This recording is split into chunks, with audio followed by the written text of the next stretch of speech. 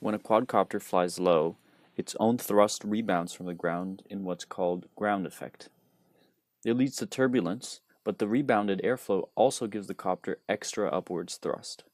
This suggests that there could be a sweet spot where a quadcopter could fly close to the ground to conserve power.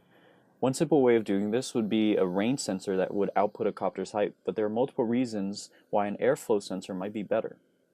First, it can give more information on the airflow and help the quadcopter better stabilize itself under the turbulence mentioned before. Second, it could have extra perks like letting the quadcopter sense a glass surface or low visibility obstacle. Finally, current airflow sensors and distance sensors are either too big and heavy or hard to integrate into circuitry, or they drain a lot of power. The sensor proposed here is lightweight, low power, and easy to integrate into a quadcopter, and works well for sensing turbulent flow.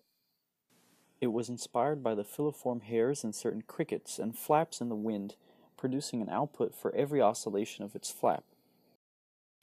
An average number of oscillations per unit time can then be used to quantify the intensity of turbulence. A fixed rig experiment, like the one depicted here, was used to show that the sensor output can be used to approximate a quadcopter's height, assuming the thrust level is known. The sensor's design resembles a switch. There's a central pillar with a pad on either side.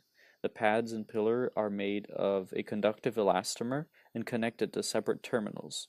So when the pillar is deformed, it closes a circuit.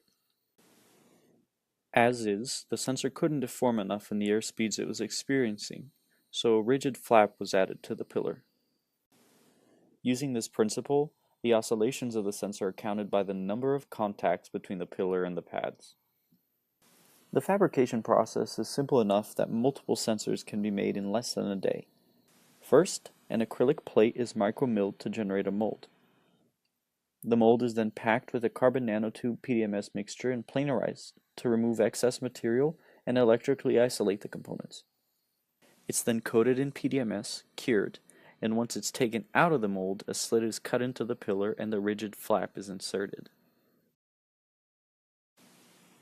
An array of these sensors could be placed along an aircraft's body to allow the aircraft to feel the airflow around it and stabilize itself more effectively during flight. Additionally, the pillar pad design isn't restricted to one dimension, and it could be modified for multi-axial and directional readings.